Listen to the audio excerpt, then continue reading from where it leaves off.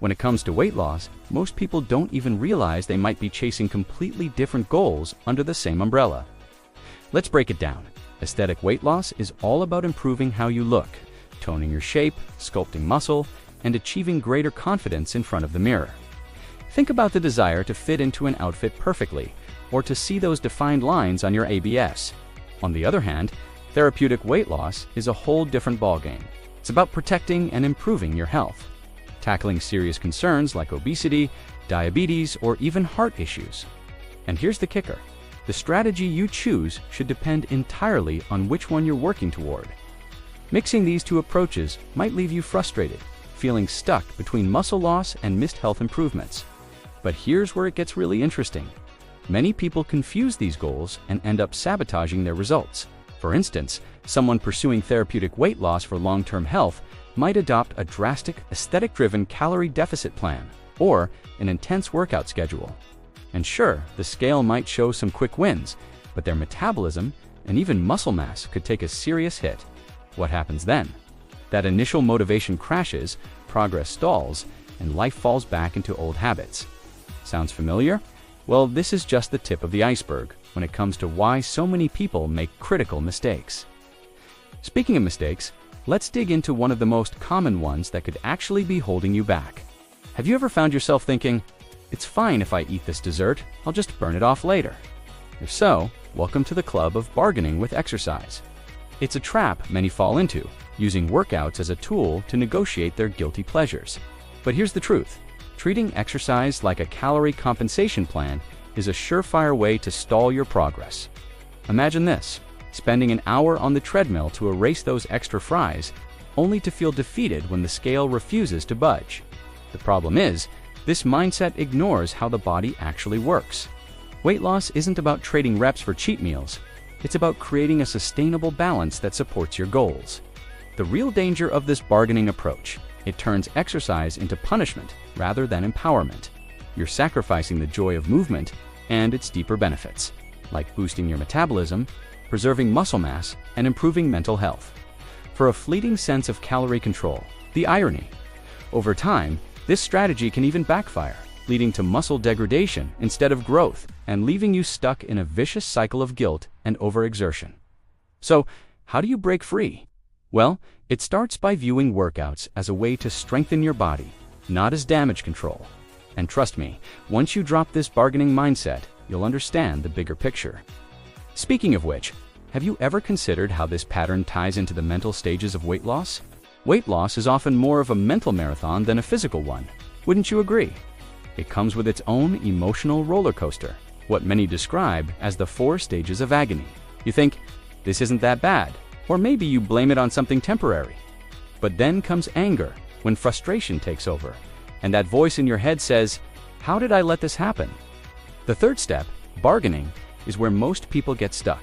It's where you think small efforts like skipping a snack or doing an extra gym session will magically erase years of poor habits. And finally, there's acceptance, or what some call decodex, the stage where the real magic begins. But here's the thing, reaching acceptance doesn't mean giving in, it means taking control. It's the moment you stop fighting against yourself and start working with your body instead of against it. You realize that weight loss isn't about quick fixes, but about creating a consistent and enjoyable process that aligns with your goals. Whether it's maintaining muscle mass, optimizing your metabolism, or simply feeling better every day. And here's the hidden beauty of it. Once you hit acceptance, you're ready to tackle the deeper processes behind how your body transforms. This is where you'll uncover how exercise works, not just for movement, but for true progress. Exercise is often seen as the golden ticket to weight loss, but how does it actually work? First, we need to talk about degradation and synthesis, 2 opposite processes that go hand in hand. Every time you exercise, your muscle tissue experiences tiny tears, a fancy term for degradation. This might sound bad, but it's a necessary step for building stronger, healthier muscles. Think of it like renovating a house. You need to knock down old walls before you can rebuild something better. The catch: this process works only if your body gets the right tools, nutrition, rest, and proper recovery, to fuel protein synthesis. Without them, all that hard work in the gym could actually backfire. leaving you weaker instead of stronger. What makes this even trickier is how maturity plays a role.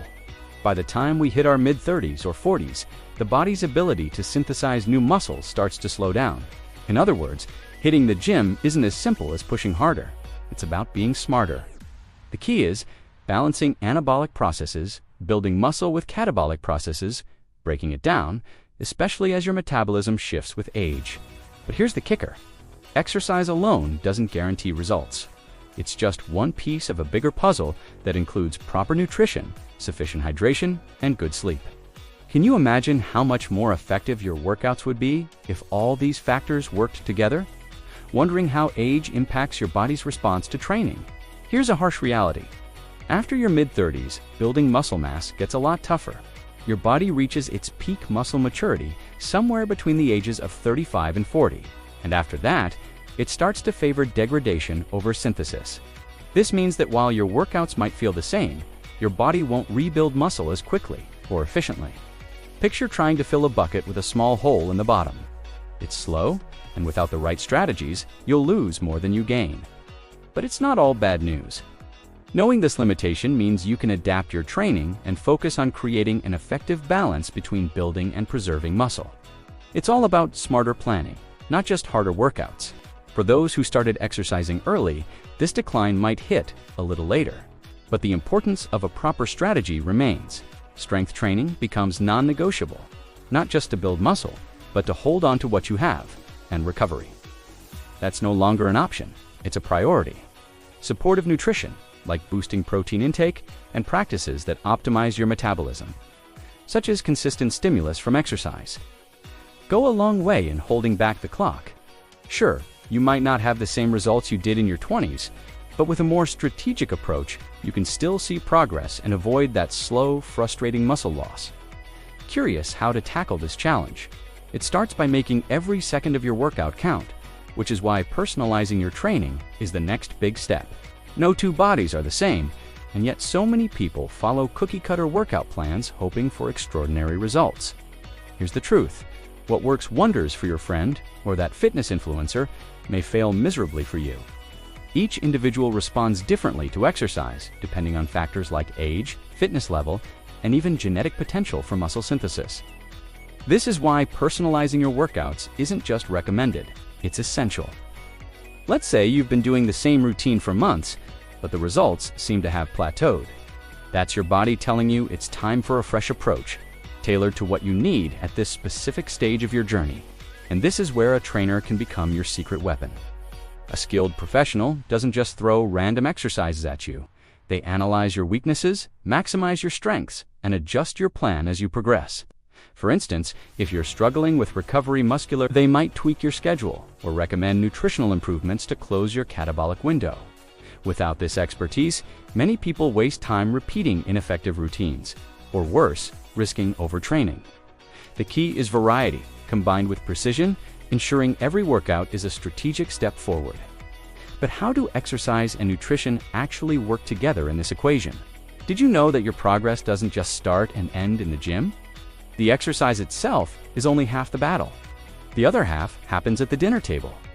Without proper nutrition, your body can't switch from a catabolic state, breaking down muscle, to an anabolic state, building muscle. For example, let's say you finish an intense workout, but skip out on a proper post-workout meal or follow a strict low-carb diet right after. What happens? Well, instead of restoring your energy reserves and building stronger muscles, your body continues to break down tissue, leaving you weaker over time. Striking this balance ensures you're not wasting your hard work. And here's why timing matters. There's a small window, often called the anabolic window, where your body is primed to absorb nutrients and kickstart recovery. A snack rich in protein and carbohydrates after a session can make all the difference in preserving muscle mass and optimizing your metabolism. The big takeaway: building strength and burning fat isn't just about what you do inside the gym. It's also about what you do outside of it. But relying solely on exercise to hit your goals is where many people go wrong. Let's unpack why that's a problem next. Let's bust a popular myth. Exercise alone will not magically erase excess calories from your life. Sure, hitting the gym burns energy, but it's not the calorie-burning inferno many think it is. For example, an intense hour-long muscle-building leg day might torch 600 to 700 calories. Sounds impressive, right? But a single protein bar or a couple of fast food snacks can easily reverse that deficit. This is why relying on exercise as your sole solution to create a caloric deficit often leads to frustration. The takeaway: the key to lasting results lies not just in burning calories, but in preventing excessive consumption in the first place. And here's where it gets tricky. Using exercise purely to burn calories can backfire. Over time, your body adapts to the workload, becoming more efficient and burning fewer calories for the same effort. Worse, many unknowingly sacrifice muscle mass in the process, as their body burns through it when nutritional recovery is neglected. The result: weight on the scale may drop, but the loss of muscle can leave you feeling weaker, less toned, and less energetic. So, what's the solution? It's time to rethink exercise as part of a bigger strategy, one that supports your goals without sabotaging your progress. And that means tackling the vicious cycle of poor eating habits combined with Have you ever felt like you're running in circles, training harder and eating less, but your body refuses to cooperate? This is what we call the vicious cycle of poor eating habits and overtraining, and it can derail even the most motivated individuals. Here's how it happens.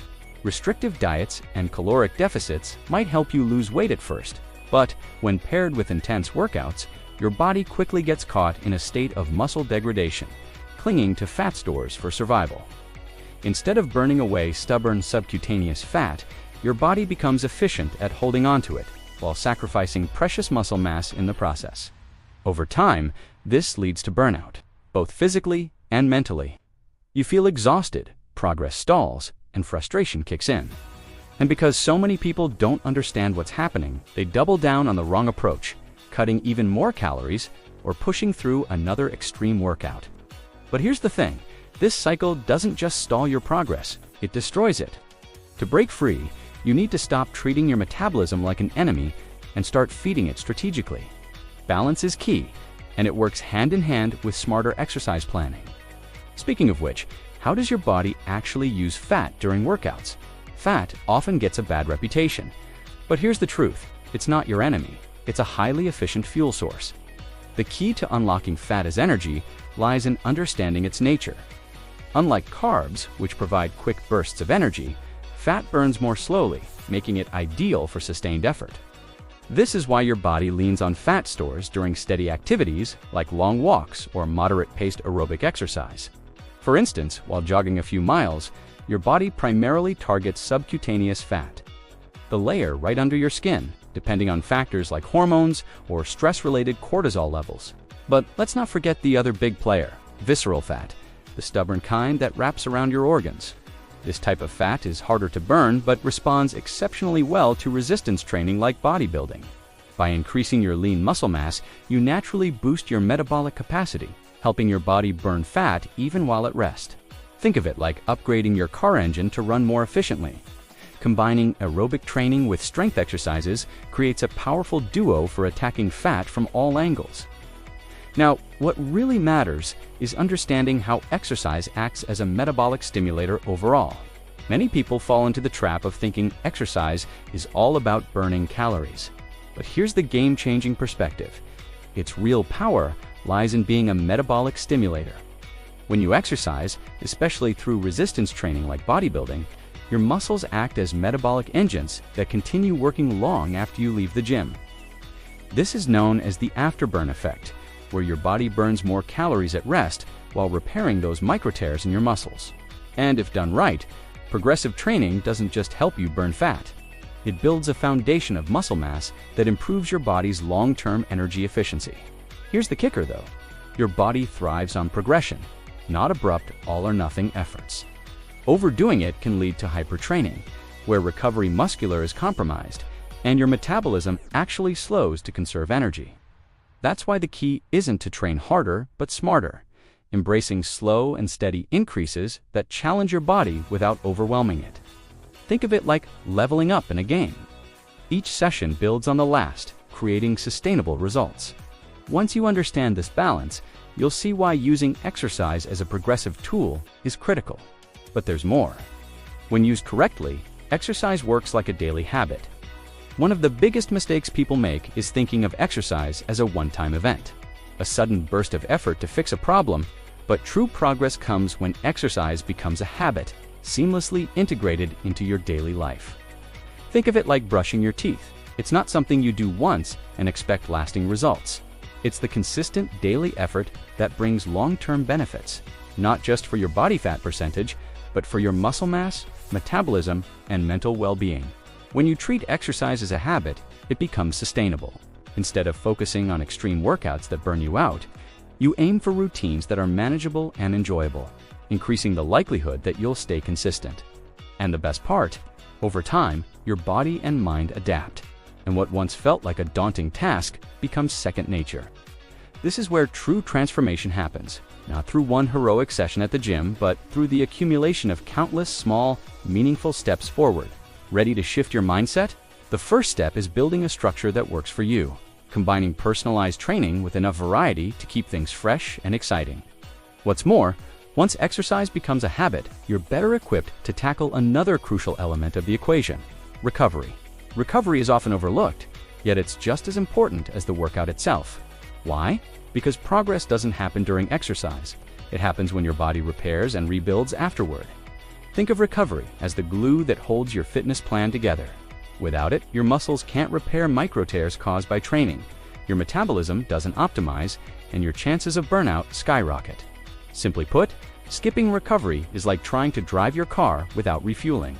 It won't end well.